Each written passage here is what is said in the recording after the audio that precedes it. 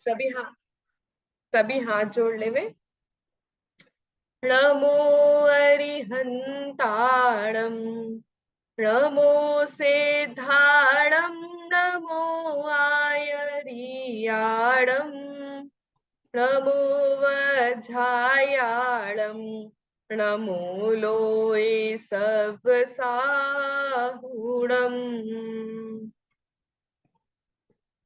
चलिए, विशापार स्तोत्र महाकवि धनंजय द्वारा रचित आदिनाथ भगवान की स्तुति जिसमें की गई है। चलिए, उस पर आज हम करेंगे चर्चा 11वें श्लोक पर। 10 श्लोक हमारे हो गए हैं, आज हम 11वें श्लोक पर चर्चा करेंगे।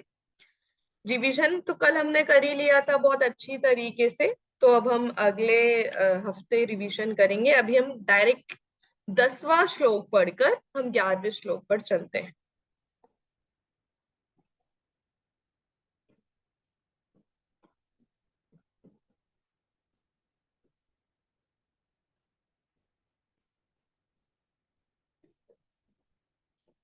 अभी दिख रही है आप लोगों को स्क्रीन? हाँ दीदी। चलिए,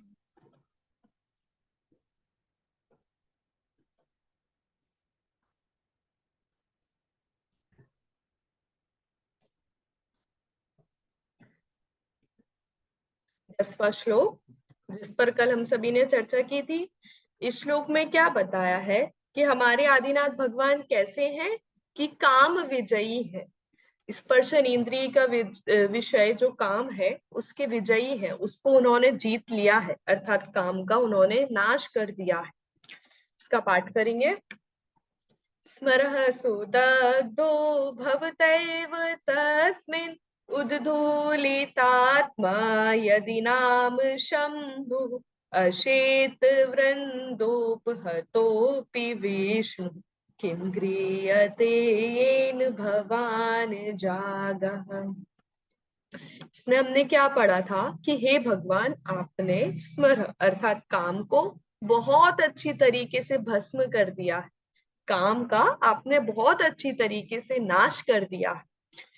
हे आदिनाथ भगवान, यदि आप कहते हैं और लोग कहते हैं कि जो विष्णु थे उन्होंने भी तो काम का नाश कर दिया था, जो शिव थे उन्होंने भी काम का नाश कर दिया था, तो जो शिव थे उन्होंने भी आखिर में पार्वती की तपस्या से प्रसन्न होकर उनसे विवाह कर लिया और उनसे इतना प्रेमालिंगन किया कि वे किस नाम से जाने लगे कि उन्होंने अपना आधा शरीर स्त्री रूप ही कर लिया।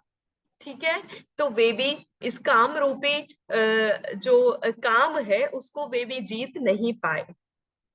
ठीक है, फिर विष्णु की बात करते हैं, तो विष्णु भी स्त्री से प्रसन्न होकर अपने परिवार, उन्होंने भी अंत में अपना परिवार बसाया, तो वे भी काम का नाश करने में असमर्थ रहे।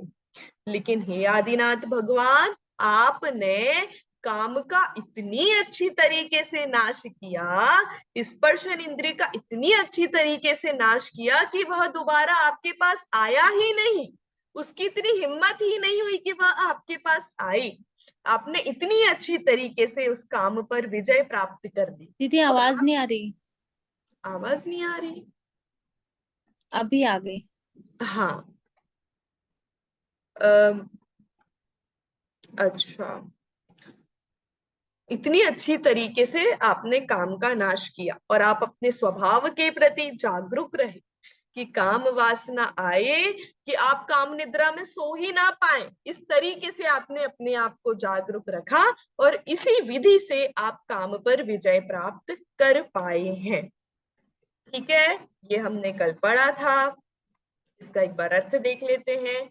स्मरः मतलब काम, सुदग्ध मतलब अच्छी तरीके से भस्म कर दिया है, नाश कर दिया है। किसने? भवतैव, आपने ही, आपने स्वयं ही इस काम का अच्छी तरीके से नाश कर दिया है। ठीक है, फिर यदि नाम शंभु, यदि हम कहें कि जो महादेव है उन्होंने भी भस्म किया था, तो उन्होंने भी बाद में शादी कर ली, तो वह भी जीत नहीं पाए। ठीक है, यदि आप कहते वह भी अंत में उद्धूलित आत्मा, वह भी उस उन्होंने भी, वह भी कलंकित हो गए थे। काम को नहीं जीत पाए तो वे भी कलंकित हो गए। वैसे ही जो विष्णु है, विष्णु ने भी एक वृंदा नाम की लक्ष्मी से प्रसन्न होकर, उसके प्रेम में पड़कर उसने भी शादी करी और अपना परिवार बसाया। उसके साथ शयन करके अपना परिवार बसाया तो वे भी कैसे हो गए? कलंकित हो गए।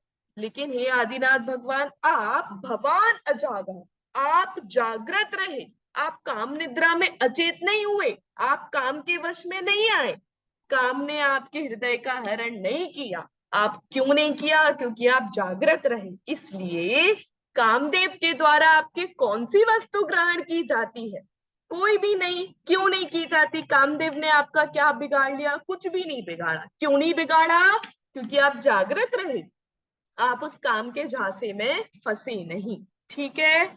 क्यों भी नहीं मतलब अर्थात कुछ भी नहीं बिगाड़ा। कामदेव ने आपकी कोई भी वस्तु ग्रहण नहीं की है। ठीक है? क्लियर हुआ ये वाला श्लोक? भावार्थ पढ़ते हैं इसका एक बार।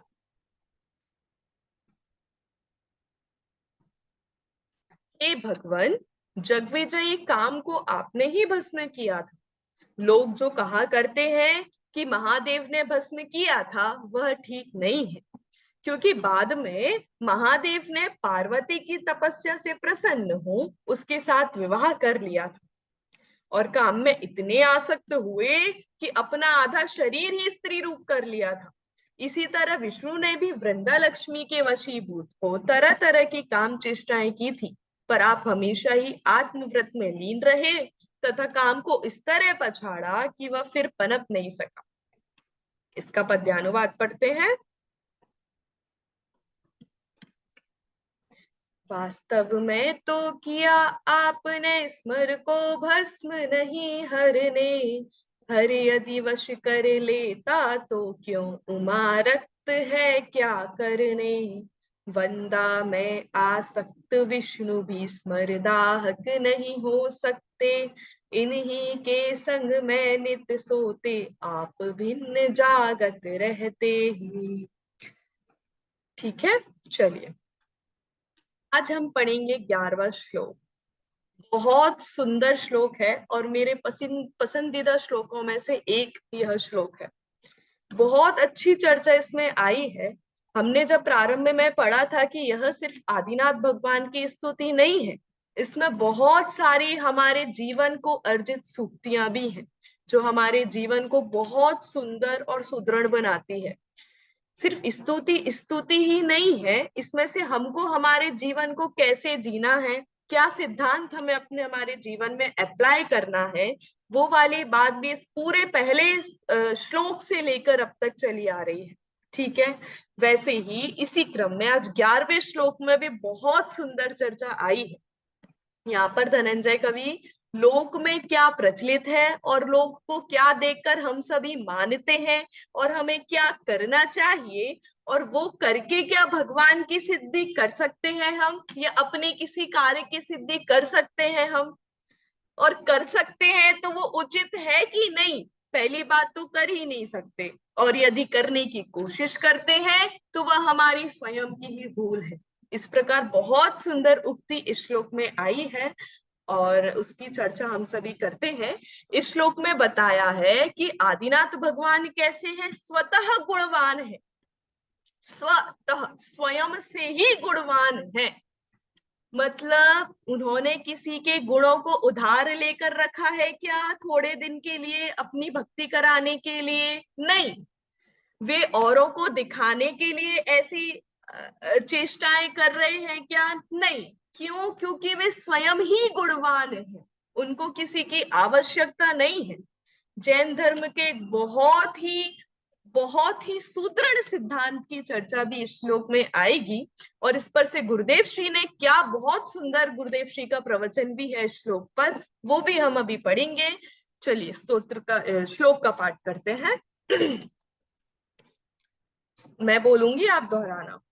सनीरजाः स्यात् परोघवान् वा। बोलिए। स नीरजा स्याद् परोग वान् भगवान् वा स नीरजाः स्याद् परो घवान् वा। स नीरजा स्यात् परो गवान् वा। स नीरजाः स्याद् परो घवान् वा। स नीरजा स्यात् परो गवान् वा। तद्दोष कीत्येव न ते गुणे त्वम्। तद्दोष तद्दोष कीर्त्येव न ते गुणे त्वाम्। तद्दोष कीत्येव न ते गुणित्वम्। तद्दोष कीत्येव न ते गुणे त्वम्। तद्दोष कीर्त्येव न ते गुणे त्वम्। तद्दोष कीत्यैव न ते गुणे त्वम्। तद्दोष कीर्त्येव न ते गुणे त्वम्। स नीरजाः स्याद् परो घवान् वा। तद्दोष कीर्त्यैव न ते गुणे त्वम्। नीरजा सात् परो गवान् वा। तद्दोष कीर्त्येव न ते गुणे त्वम्। स्वतोऽम्बुराशिर्महिमा न देव। तो स्वतोऽम्बुराशिर् महिमान देव। स्वतोऽम्बुराशिर्महिमा न देव। स्वतः के साथ अम्बु, स्वतः प्लस अम्बु, तो स्वतोम्बु राशिर महिमा न देव। स्वतोम्बुराशिर महिमा न देव। स्वतोऽम्बुराशिर् महिमान देव। स्तोकापवादेन जलाशयस्य। स्तोकापवादेन जलाशयस्य। बोलिए। स्तोकापवादेन जलाशयस्य। स्तोकापवादेन जलाशयस्य। स्तोकापवादेन जलाशयस्य। स्वतोऽम्बुराशिर्महिमा न देव। स्तोकापवादेन जलाशयस्य। स्वतोऽम्बुराशिर्महिमान देव। स्तोकापवादेन जलाशयस्य। स नीरजाः स्याद् परो घवान् वा। तद्दोष कीत्यैव न ते गुणे त्वम्। बोलिए। स नीरजा स्यात् परो गवान् वा। तद्दोष कीर्त्येव न ते गुणे त्वम्। स्वतोऽम्बुराशिर्महिमा न देव। स्तोकापवादेन जलाशयस्य। स्वतोऽम्बुराशिर्महिमान देव। स्तोकापवादेन जलाशयस्य। स नीरजाः स्यात् परो घवान् वा। तद्दोष कीत्येव न ते गुणे त्वम्। स्वतोऽम्बुराशिर्महिमा न देव। स्तोकापवादेन जलाशयस्य। बोलिए पूरा। स नीरजा स्यात् परो गवान् वा। तद्दोष कीर्त्येव न ते गुणे त्वम्।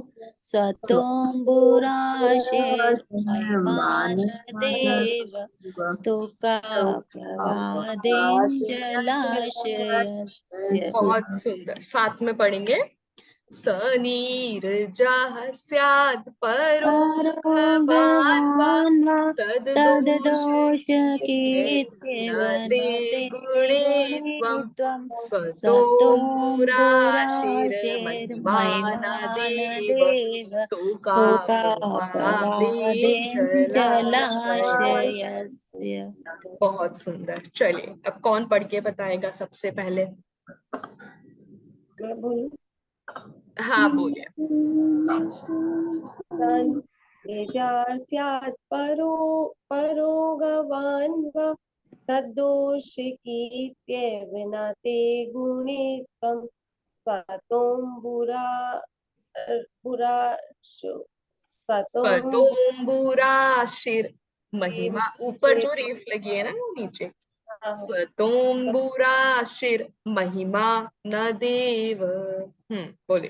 स्वतोऽम्बुराशिर्महिमा न देव स्तोकापवादेन जलाशयस्य। बहुत सुंदर, ताली बजाते हैं एक बार। चलिए अब कौन? मैं पढ़ती हूँ। हाँ पढ़िए। सनीरजा स्वयाद, एक सेकेंड। सनीरजा सयाद परो परो स नीरजाः स्याद, स्यादवाद बोलते हैं ना, ओके ओके स्यादवाद अनिकांत, वैसा स्याद। जी। स्याद हाँ। सनीरजा स्याद परो परोग्वान् वा तदोषकीतैव न ते गुणे त्वं स्वतोऽम्बुराशिर्महिम स्वतो बुराशिर स्वतोऽम्बुराशिर्महिमा न देव स्तोकापवादेन जलाशयस्य। बहुत सुंदर, एक बार फिर से पढ़िए आप। सनीरजा स्याद विसर्ग परो, का उच्चारण भी करना है। सनीरजाः स्यात् परो स्याद घवान्। साथ में लेना। ओके। सनीरजा स्यात् परो घवान् वा तदोषकीतैव न ते गुणे त्वं स्वतोऽम्बुराशिर्महिमा न देव स्तोकापवादेन जलाशयस्य। बहुत सुंदर, बहुत अच्छी कोशिश। पढ़ते जाएंगे तो और अच्छे से उच्चारण होते जाएगा। बहुत सुंदर। हाँ, पहली बात तो हमको नीरजः में विसर्ग का उच्चारण करना है। दूसरी बात स्याद, जो स्यादवाद बोलते हैं ना वो वाला स्याद। परोघ, परोघ, वो जो अवग्रह है ना वो अ होता है, पर जब हम पढ़ते हैं ना, जब हम संधि विच्छेद करेंगे तब अघ हो जाएगा। अघ, अघ मतलब पाप। पर पढ़ेंगे तो परोघ, परोघ वानवा। फिर तद दोष, तो द आधा है ना, द भी है वहां पर, तो तदोष नहीं पढ़ेंगे, तद दोष की त्येव, तद दोष। ठीक है, तद एक स्वतंत्र और दोष अलग। ठीक है। फिर स्वतोम्बु, तो वहीं पर वो वाली बात आ गई अवग्रह वाली। तो अवग्रह मतलब अ, तो स्वतः और अंबु। ठीक है, स्वतः और अंबु तो पढ़ेंगे तो स्वतोम्बु।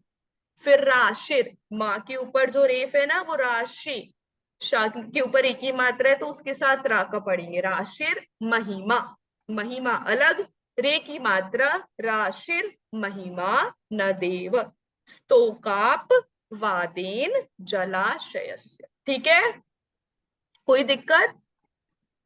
चलिए अब कौन पढ़ेगा? हाँ पढ़िए। तनीर्जाशा स्यात् परोघ वापस वापस।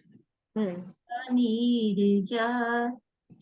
स्यात् परोघ परोघ वापस वापस, आराम से, धीरे धीरे, कोई जल्दी नहीं है। तनीर्जासा यत् परोघवान् वा तद्दोषकीते नाते गुणे त्वं स्वतोऽम्बुराश महिमा न देवा तुकापुपादे जलाशयस्य।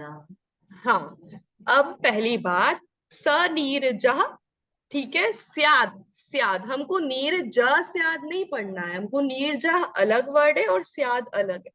तो स नीर ज स्याद परोघ वानवा। आप ना इसे कॉमा लगाते जाओ, आपने कॉपी में लिख रखा होगा ना कि हमको कहाँ रुकना है, कहाँ एक शब्द पूरा है, वैसे तो आपको पढ़ने में आसानी होगी। तो स नीर ज स्याद परोघ वानवा। ठीक है। फिर उसके बाद थर्ड लाइन में स्वतोम्बुराशिर महिमा न देव, देव है वो देवा नहीं है, वा में आकी मात्रा नहीं है ना, सिर्फ व है, तो देव ऐसे पढ़ेंगे। वापस पढ़िए। सनीरजासात् परोगवान् वा तद्दोष कीर्ते नाते गुणे त्वं सतुम्बुराश महिमानादेव तोकापवादेन जलाशयस्य। बहुत सुंदर, बहुत सुंदर, तालियां, एकदम सही। चलिए अब पढ़ते हैं हम। अब कौन पढ़ेगा? जूही आंटी जी पढ़ेंगी। हाँ पढ़िए, आप म्यूट हैं। हाँ। स नीरजाः स्यात् परोगवान् वा तद्दोषकीर्त्येव न ते गुणे त्वं स्वतोऽम्बुराशे महिमानदेव स्तोकापवादेन जलाशयस्य।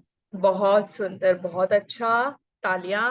अब पढ़ेंगी सपना भाभी जी। हाँ पढ़ेंगे आप। हाँ। हाँ पढ़िए। सनीर्जा स्यात् परो गवान् गवान् वा तद्दोषकीर्त्येव नाते गुणे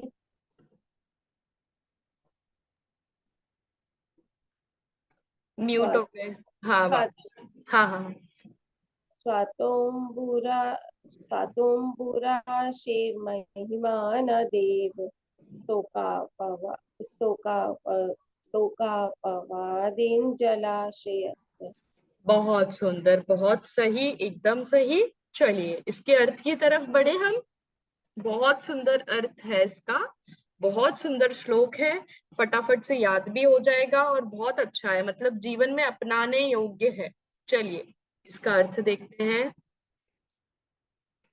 सबसे पहली लाइन हमने देखी, सनीरजः, सनीरजः, सनीरजः।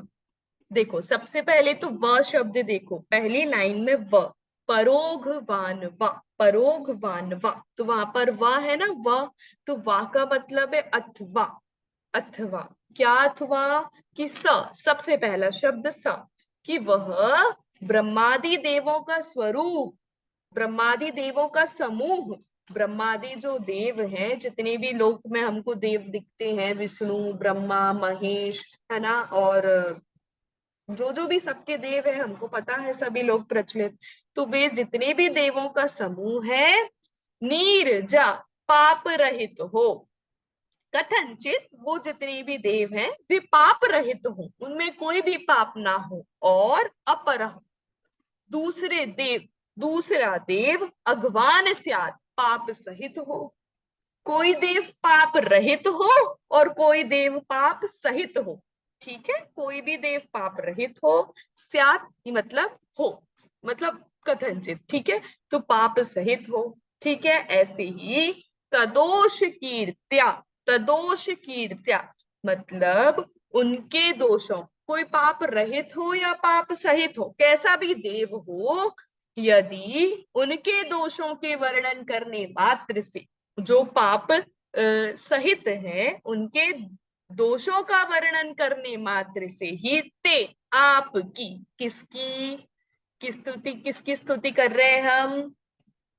आदिनाथ आदिनाथ भगवान। भगवान के।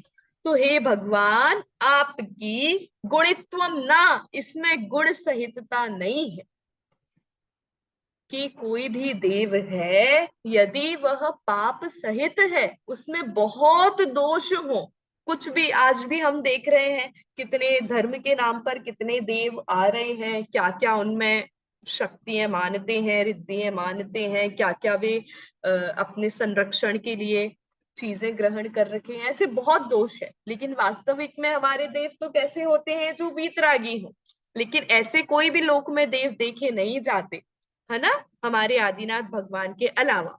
तो वैसे ही कोई यदि हो उसमें बहुत दोष हो, जितने भी देव दिखाई दे रहे हैं ना, ये ब्रह्मा आदि, इन सब में तो दोष हमको प्रत्यक्ष दिखाई देता है, क्योंकि हमने सच्चे देव का स्वरूप पढ़ रखा है।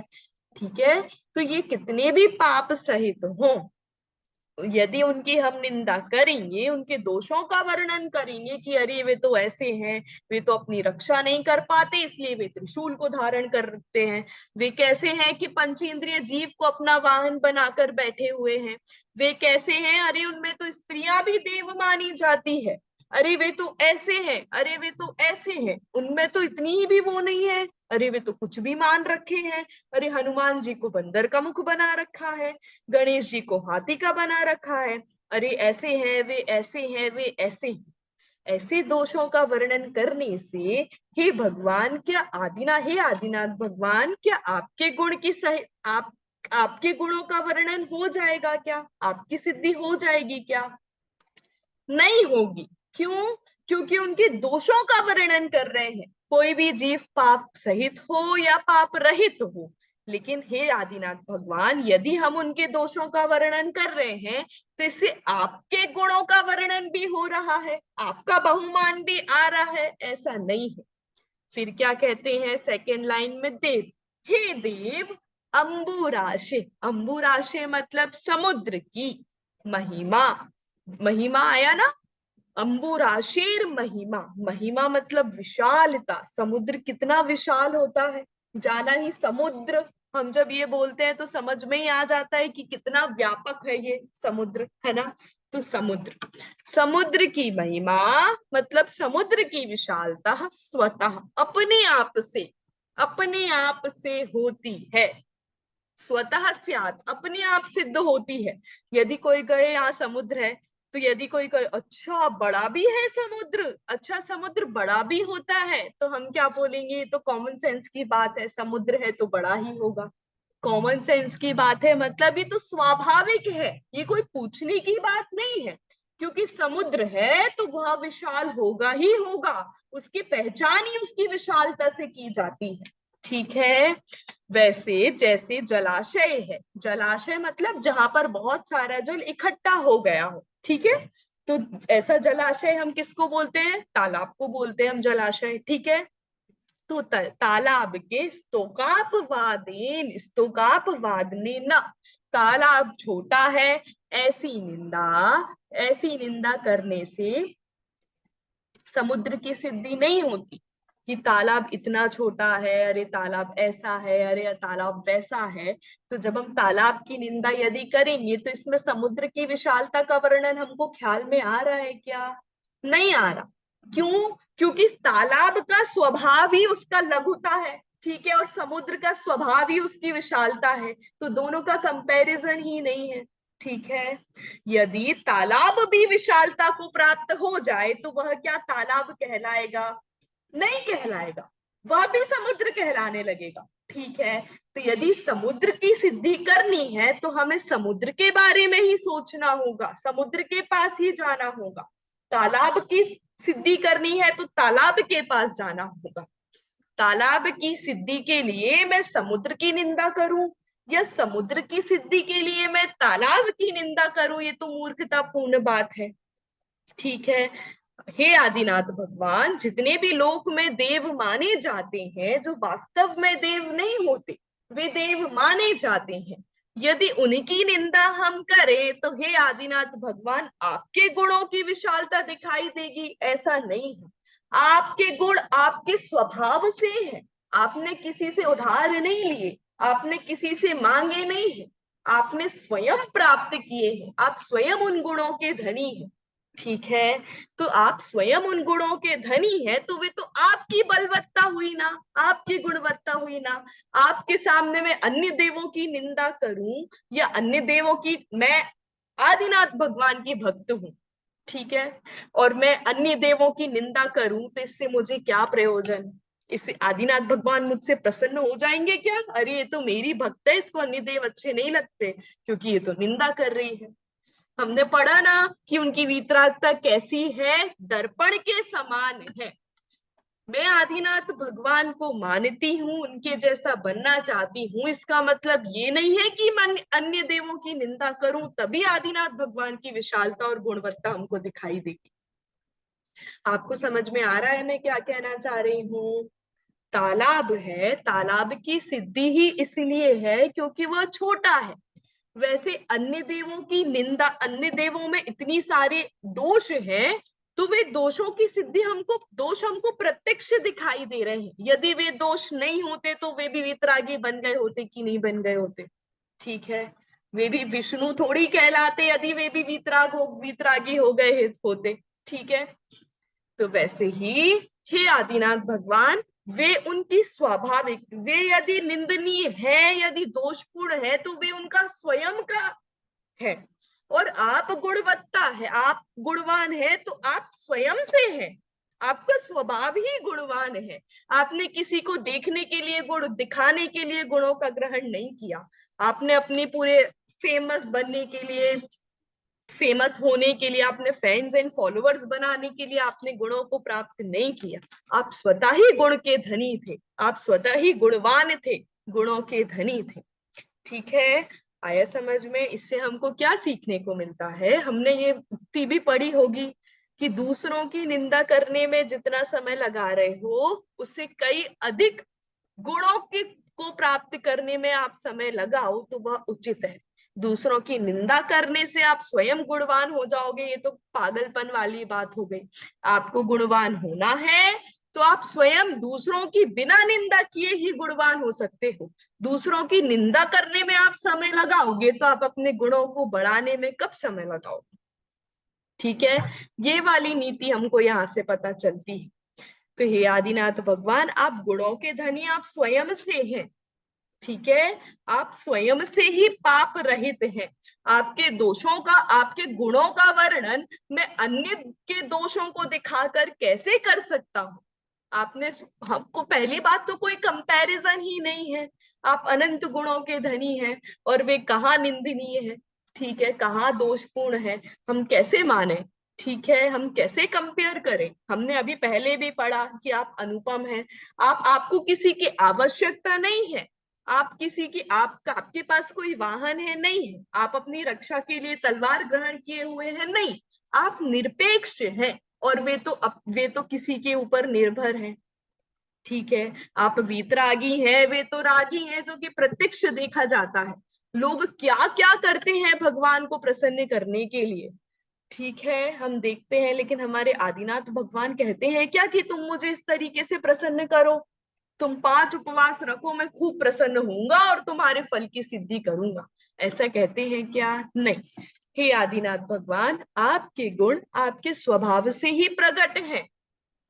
ठीक है, दूसरों की निंदा करके, देखो यहाँ पर हर वस्तु की, हर कण की, हर द्रव्य की स्वतंत्रता की भी सिद्धि यहाँ पर कर रहे हैं।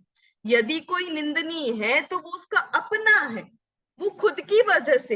हे आदिनाथ भगवान, आप गुणवान है ना, तो आप अपने स्वभाव से हैं। मैं दूसरों की निंदा करके आपको गुणवान दिखा दूं तो ये तो अपेक्षित हो गया ना। लेकिन आप तो निरपेक्ष हैं, वस्तु स्वतंत्र है। कोई दोषपूर्ण है तो वो उसका खुद का अपना दोष है। आप उसके दोषों की चर्चा करके आप खुद के ही कर्मों का बंधन कर रहे हो। आप उसके दोषों की निंदा करके आप अपने गुणों को बढ़ावा दे रहे हो, या आप में वो गुण है आप ये दिखाना चाह रहे हो, तो इससे तो सिद्धि होगी नहीं। समुद्र की पहचान तभी है कि वो विशाल है, और तालाब की पहचान तभी है कि वो लघुता को प्राप्त है। ठीक है, आया समझ में? दोनों की सत्ता अलग है। यदि हम कहें कि तालाब बहुत विशाल है, तो ये आप मानोगे क्या? नहीं मानोगे। क्यों? क्योंकि तालाब होता ही छोटा सा है। मैं कहूंगा अरे समुद्र तो बहुत छोटा है, तो आप मानोगे क्या? नहीं, क्योंकि समुद्र का स्वभाव ही विशाल है। आए समझ में? मैं आदिनाथ भगवान को रागी कहूं तो आप मानोगे ही नहीं, क्योंकि वे स्वभाव से वीतरागी हैं। ठीक है, मैं गणेश जी को कहूं कि वे वीतरागी हैं तो आप मानोगे नहीं। क्यों? क्योंकि वे तो रागी हैं। आपको आ रहा है? मेरी बात समझ में आ रही है? वस्तु की अपनी स्वतंत्र सत्ता है। वो उसका खुद का किया धरा होता है, उसके खुद के किसी व्यक्ति की प्रामाणिकता उसके स्वभाव से होती है। जैसे कोई बहुत ईमानदार व्यक्ति हो, उसने किसी के साथ गद्दारी नहीं की पूरे अपने जीवन में किसी के साथ उसने गद्दारी नहीं की, बहुत ईमानदार व्यक्ति है, उसने खुद के साथ कभी बेईमानी नहीं की, तो अन्य के साथ कैसे कर सकता है? और मैं बोलूं, कोई तीसरा व्यक्ति आके बोले अरे नहीं ये तो बड़ा बेईमान है, इसने मेरे पैसे हड़प लिए, तो बड़ा बेईमान है, तो जो लोग उस प्राणी को जानते हैं, उसको उसके साथ जिसका उठना बैठना है, जो उसको बहुत ही पर्सनली जानते हैं, क्या वे इस बात को मानेंगे क्या? वो प्राणी खुद प्रूफ नहीं कर रहा कि नहीं मैंने नहीं किया, मैंने नहीं हड़पे, उसके पहले ही उसके साथ जो उठने बैठने वाले हैं ना, वे लोग ही कह देंगे कि अरे ये कर ही नहीं सकता, इसको मैंने कभी नहीं देखा जीवन में बेईमानी करते हुए, अरे ये तो बेईमानी के बारे में सोचता भी नहीं है, ये तो परम ईमानदार व्यक्ति है। तो उसकी प्रामाणिकता उसके स्वभाव से हुई ना, कि इसका ईमानदार पना ही इसका स्वभाव है, ये बेईमानी कर ही नहीं सकता। ठीक है, तो उसके स्वभाव, व्यक्ति की पहचान उसके स्वभाव से होती है। किसी की निंदा करके हम किसी की तारीफ करें या किसी को गुणवान बताएं, तो ये तो मूर्खता है। ठीक है, आया समझ में? चलिए, इसका बहुत सुंदर विश्लेषण पूज्य गुरुदेव श्री के प्रवचन में आया है, वो पूरा प्रवचन एक बार हम सब देखेंगे। टाइम कितना हुआ? टाइम हो गया है, पर हम देख लेते हैं थोड़ा सा।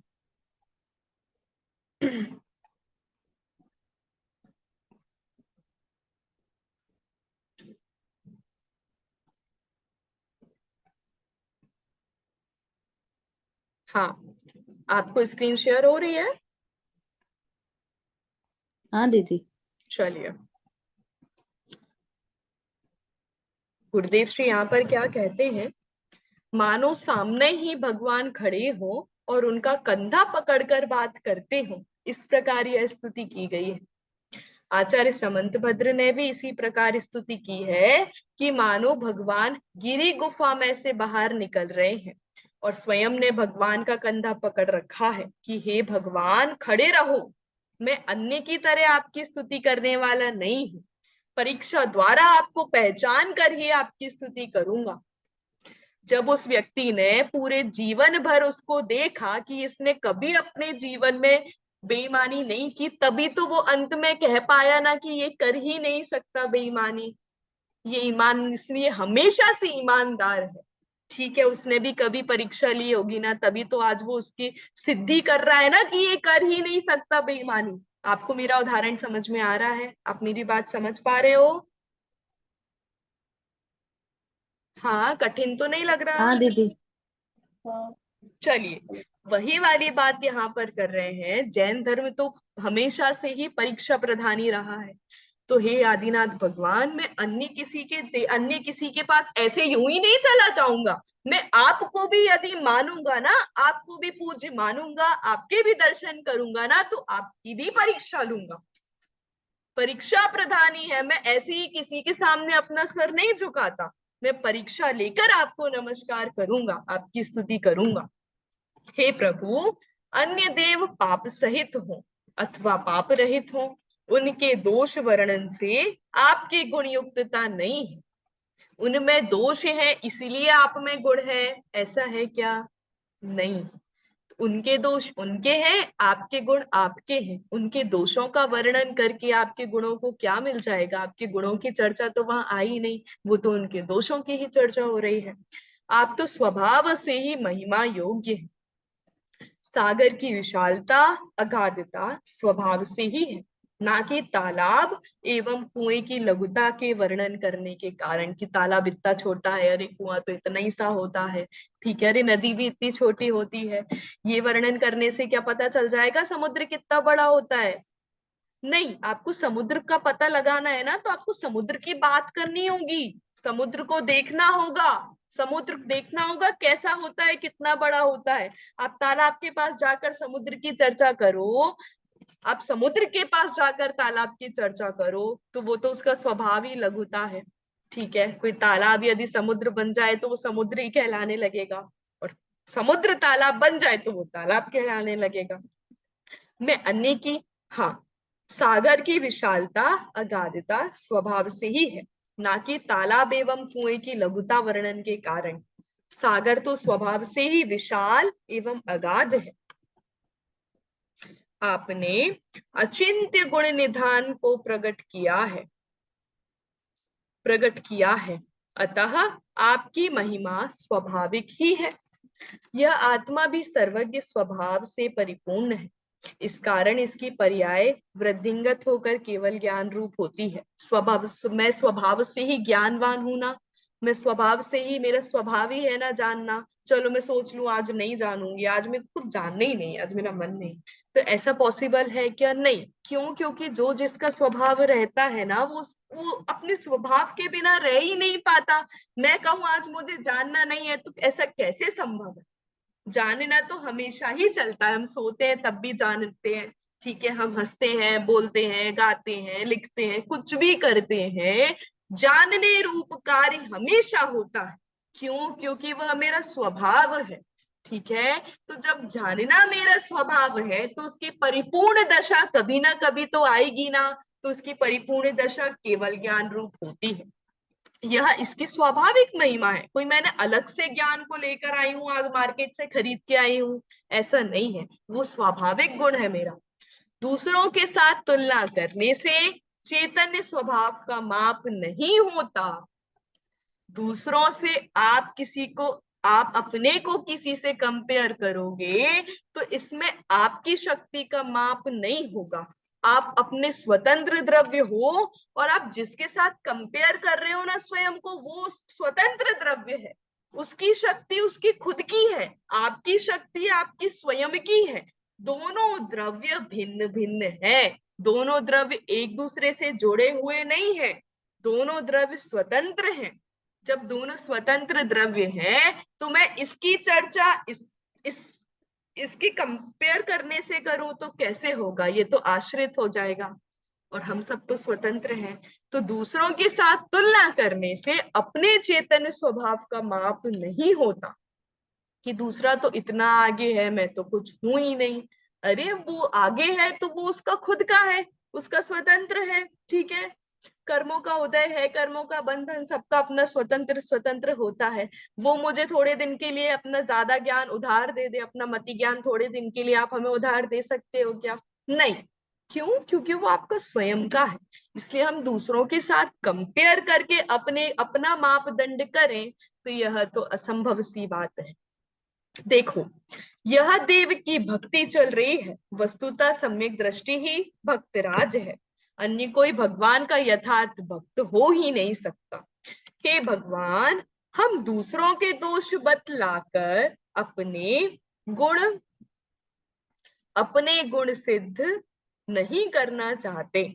दूसरों के दोषों को बताकर अरे वो तो ऐसा है, अरे वो तो ऐसा है, अरे उसने तो ऐसा किया, ऐसा कहने से हम स्वयं के गुण नहीं बताना चाहते, क्योंकि आप सभी से निरपेक्ष हैं। हे भगवान, जितने भी ब्रह्मा विष्णु आदि और जो भी जीव इस जगत में दिखाई दे रहे हैं, जो भी द्रव्य इस जगत में दिखाई दे रहे हैं, आप उन सबसे निरपेक्ष हो, आप किसी के आश्रित नहीं हो, आप सबसे स्वतंत्र हो।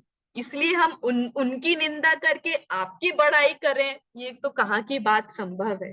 आप तो परिपूर्ण दशा को वैसे ही प्राप्त हो चुके हैं, ठीक है। आपको तो कोई फायदा, मैं आपके लिए थोड़ी निंदा या आपकी भक्ति कर रहा हूं, मैं तो स्वयं के लिए ही आपकी भक्ति कर रहा हूं। आपने तो उस दशा को प्राप्त कर लिया है, ठीक है।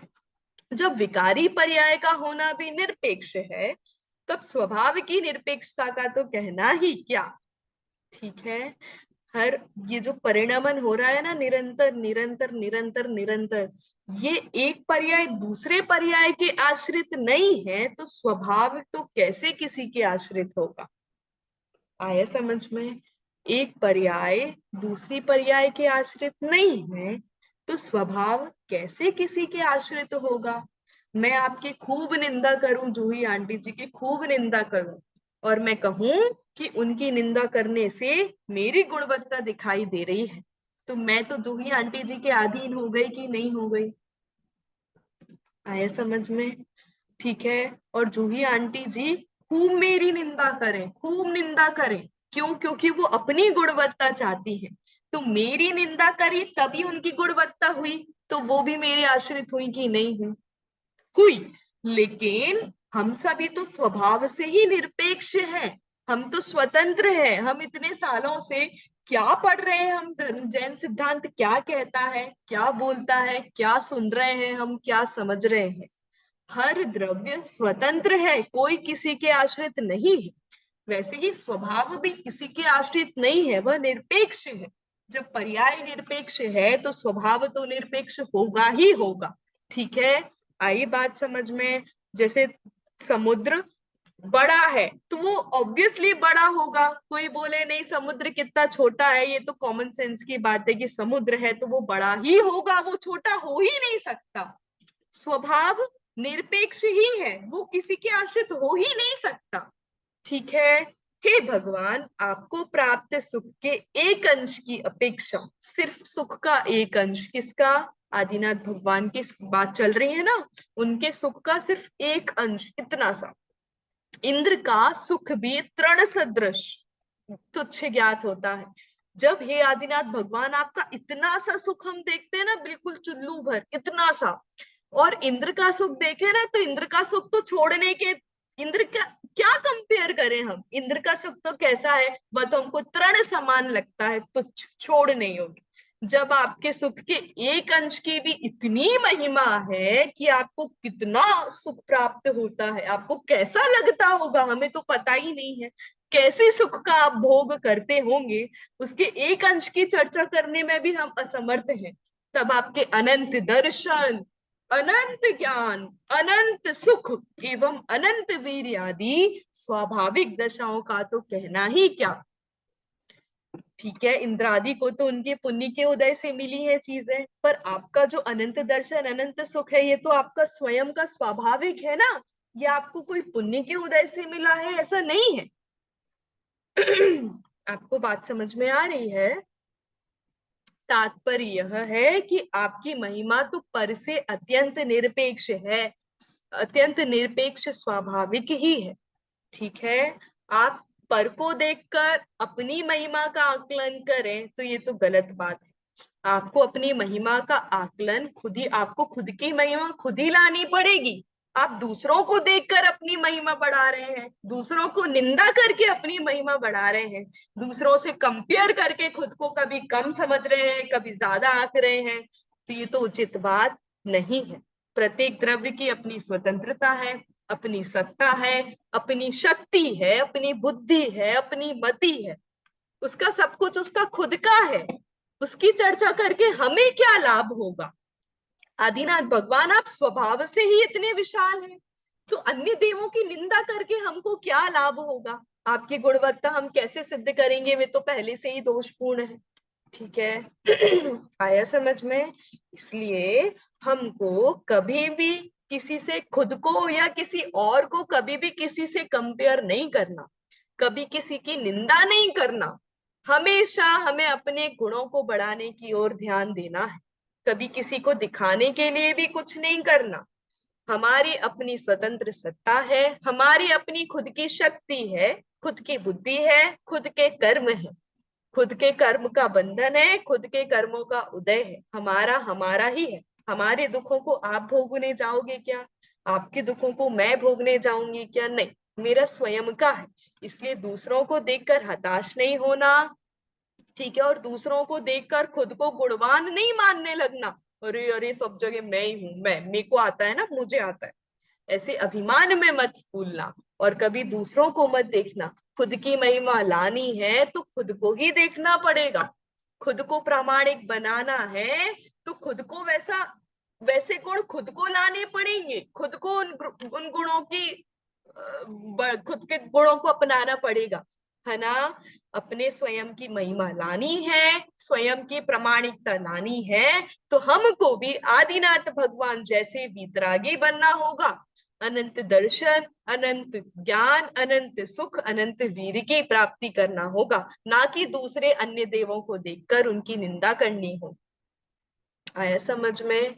उनकी निंदा उनकी है, हम कैसे, आप कंपेयर ही नहीं कर सकते पहली बात तो, ठीक है। और उनकी निंदा करने से क्या फायदा, कोई भी हो, जो पाप सहित हो, पाप रहित हो, कैसा भी हो, उनकी निंदा करने से हमको या फिर आदिनाथ भगवान को कोई फायदा है क्या?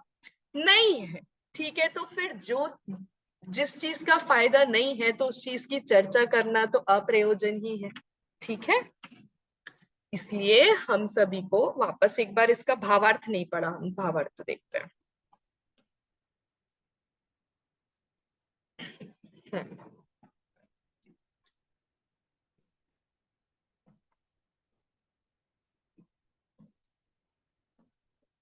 हाँ,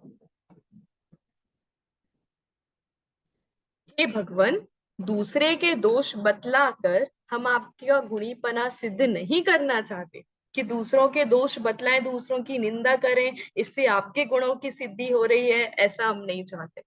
क्योंकि आप स्वभाव से ही गुणी हैं, आप स्वभाव से ही गुणी हैं। हम कैसे उनकी निंदा करके आपके गुणों का वर्णन करेंगे, आपका स्वभाव ही वही है, ठीक है।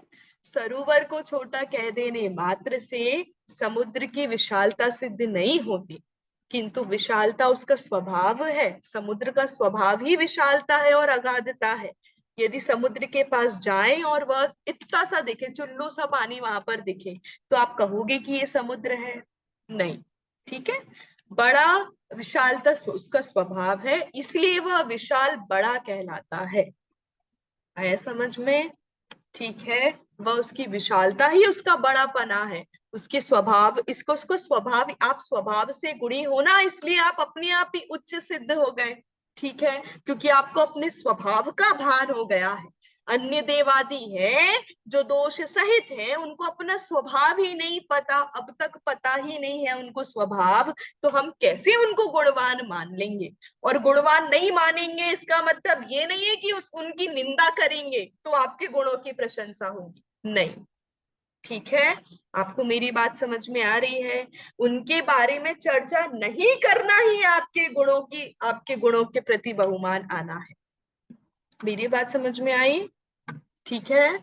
आपको नीति भी पता चली आज के श्लोक में से, कभी किसी की निंदा नहीं करना, निंदा करने से कुछ भी फायदेमंद नहीं है। कभी खुद को किसी से कंपेयर मत करना, उससे भी कोई फायदा नहीं है। हर वस्तु की, द्रव्य की अपनी स्वतंत्र सत्ता है, उसकी स्वतंत्रता को स्वीकार करेंगे ना तो अपने आप ही निर्भरपना आएगा और अपने आप ही हम अनेक गुणों की प्राप्ति कर पाएंगे। दूसरों की निंदा करने से तो हमें कर्म बंध होगा ही, हमारी कषाय ही बढ़ेगी, कषायों से कर्म बंद होगा, कर्म बंद होगा तो वो उदय में भी कभी ना कभी आएगा, तो वो हमको ही कष्टदायी होगा। इसलिए दूसरों की निंदा करके स्वयं को बड़ा दिखाना यह कहीं से भी उचित नहीं है।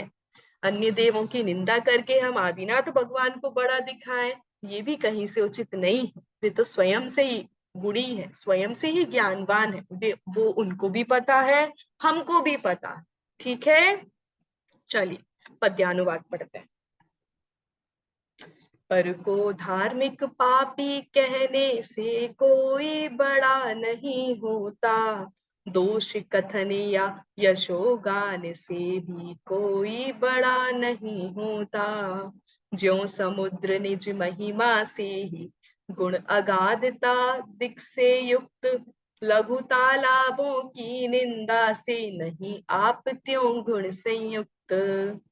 ठीक है, चलिए और भी कुछ हो तो हम अगले हफ्ते वापस इस श्लोक पर चर्चा करेंगे। बहुत सुंदर आज का श्लोक था, आप सब इसको याद कर लें तो बहुत अच्छी बात है। अच्छा लगा आप लोगों को आज का श्लोक? कितना गजब का श्लोक था, कितनी सुंदर बात धनंजय कवि ने इतनी आसानी से कह दी, और कैसे हमारे आदिनाथ भगवान की सिद्धि कर दी, है ना। हमको भी ऐसी निरपेक्षता अपने जीवन में अपनानी है, स्वरूप की, अपने स्वरूप की स्वतंत्रता, अपनी स्वतंत्रता, अपनी सत्ता, अपने अस्तित्व को स्वतंत्र स्वीकार करना है। जब स्वयं में समाना है तो दूसरों को क्यों देखना, और जब दूसरों को देख रहे हो तो तुम्हें स्वयं में समाने की इच्छा ही नहीं है, ठीक है। तो स्वयं में समाने के लिए स्वयं की स्वतंत्रता स्वीकार करनी चाहिए। हाँ चलिए, हाँ बिमलेश आंटी जी कोई प्रश्न? नहीं बोल रही थी, एक बार संस्कृत में उच्चारण कर दो बस।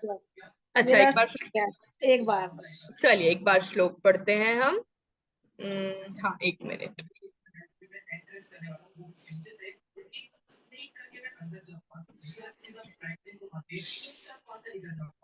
हाँ, स्वतः गुणवान ऐसे आदिनाथ भगवान। स नीरजाः स्याद् परोघ वान्वा तद दोष कीत्यैव न ते गुणित्वम। उनके गुण, उनके दोषों का वर्णन करने से आपके गुणों की सिद्धि नहीं होती। स्वतो अंबु, जैसे स्वतः अंबु स्वतः ही कैसा प्रसिद्ध है, कैसे उसकी अगाध, उसकी महिमा कैसी है कि वह अगाध है, स्वयं ही उसकी महिमा है। ठीक है, तो स्वतो अंबु राशिर महिमा न देव स्तोकाप वादेन जलाशयस्य। तालाब की महिमा तालाब की लघुता में ही है, समुद्र की महिमा समुद्र की अगाधता में ही है। समुद्र के सामने तालाब की निंदा करें व्यर्थ है, तालाब के सामने समुद्र की निंदा करें वो भी व्यर्थ है। तालाब स्वतंत्र है, समुद्र स्वतंत्र है, अभी उनकी संस्कृत में बोल रही थी, संस्कृत हाँ में ही बोल रही थी संस्कृत। हाँ, चलो एक बार पाठ करेंगे, सभी साथ में पढ़े। चलिए, स नीरजास्यात् परो भवान्वा तद्दोष कीर्त्यैर्नाते गुणे त्वम् स्वतोऽम्बुराशिर्महिमानदेव स्तोकापवादेन जलाशय। हाँ, आप पढ़ेंगे एक बार आंटी जी, पढ़िए।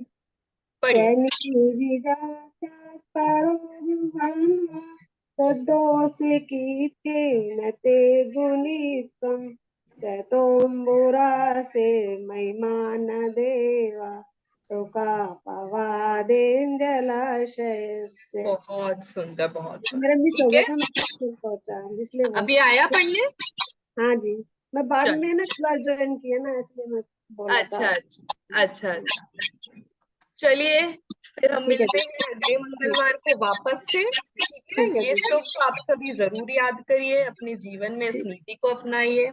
चलिए, इसी भावना जय के साथ जिनेन्द्र, जय जिनेन्द्र जी। जय जिनेन्द्र सभी को, जय जिनेन्द्र। जय जिनेन्द्र। जय जिनेन्द्र।